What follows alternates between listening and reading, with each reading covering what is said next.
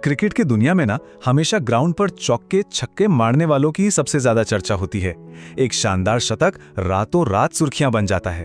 पर आज इस एक्सप्लेनर में हम एक स्पोर्ट्स एनालिस्ट के नजरिए से कुछ अलग देखने वाले हैं। सोचने वाली बात है कि क्रिकेट हिस्ट्री के सबसे बड़े अल्टीमेट फिनिशर MS धोनी इस वक्त पिच पर नहीं बल्कि डगआउट में क्यों बैठे हैं।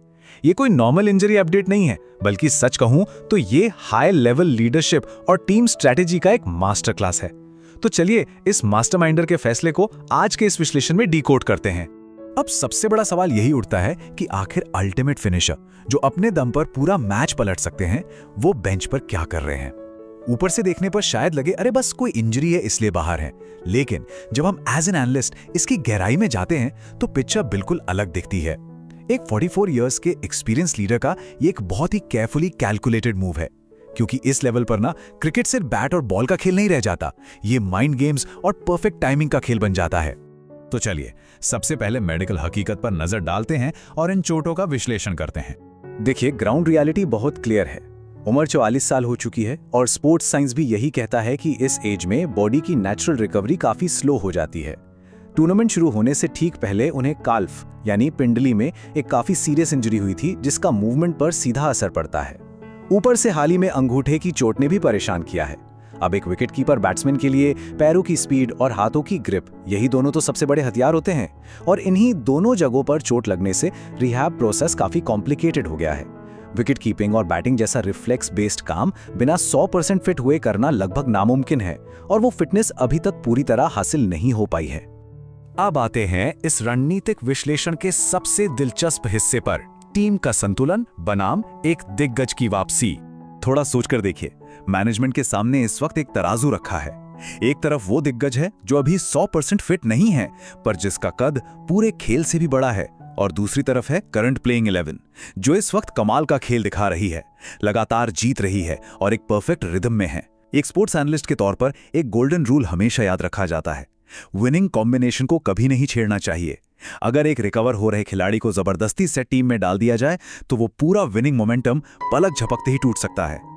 और यहीं पर लीडरशिप की असली पहचान मिलती है। उनका बिल्कुल क्लियर मानना है कि वो तब तक टीम का संयोजन नहीं बिगाड़ना चाहते जब तक कि वो 100% फिट ना हो जाएं। एकदम सीधी बात। नॉर्मली हम देखते हैं कि बड़े स्टार्स किसी तरह बस जल्दी से ग्राउंड पर आना चाहते हैं, पर यहां टीम की जीत को अपने पर्सनल कमबैक से ऊपर रखा गया है। एक सच्चा लीडर वही है ना जो जानता हो कि कब आगे बढ़ना है और कब एक कदम पीछे हटना है। टीम का बैलेंस मेंटेन करना ही इस वक्त सबसे बड़ी प्रायोरिटी है। तो इसके बाद आगे क्या? चलिए भविष्य की ओर देखते हैं और बात करते हैं IPL 2027 की। आगे आने वाले सीजन्स, खासकर IPL 2027 को लेकर पूरा क्रिकेट जगत में एक जबरदस्त सस्पेंस बना हुआ है। हर किसी के दिमाग में यही चल रहा है कि क्या आगे चलकर हम एक फुली फिट फिनिशर को वापस क्रीज पर देखेंगे, या फिर ये एक नए युग की शुरुआत है। सुरेश रैना की तरफ से आने वाले छोटे छोटे अपडेट्स और स्टेटमेंट्स इस सस्पेंस में और इजाफा कर रहे हैं। हर कोई बस इन हिंट्स को डिकोड करने में लगा है। सच कहूं तो एक इतने बड़े लीजेंड भले ही क्रीज पर खेल रहे हों या नहीं, पर पूरा टूर्नामेंट, मीडिया कवरेज और विरोधी टीमों की रणनीतियां, सब कुछ आज भी उन्हीं के इर्द गिर्द घूमता है। अब इस पूरे विश्लेषण को समेटते हुए ये स्थिति एक बहुत ही गहरा सवाल छोड़ती है। क्या डगआउट में बैठकर टीम बैलेंस के लिए दिखाया गया ये रणनीतिक संयम मैदान पर रहकर छक्के मारने जितना ही या शायद उससे भी अधिक प्रभावशाली है? अपनी टीम को जीत की लय में बनाए रखने के लिए खुद को स्वेच्छा से बेंच तक सीमित रखना, इसे यकीनन मॉडर्न क्रिकेट हिस्ट्री का सबसे बड़ा टैक्टिकल मास्टर स्ट्रोक माना जा सकता है। ये स्ट्रैटेजी बिल्कुल सोचने पर मजबूर कर देती है कि लीडरशिप हमेशा फ्रंट से नहीं होती, कभी कभी सही समय पर पीछे हटने में भी होती है। इस एक्सप्लेनर में जुड़ने के लिए बहुत बहुत शुक्रिया।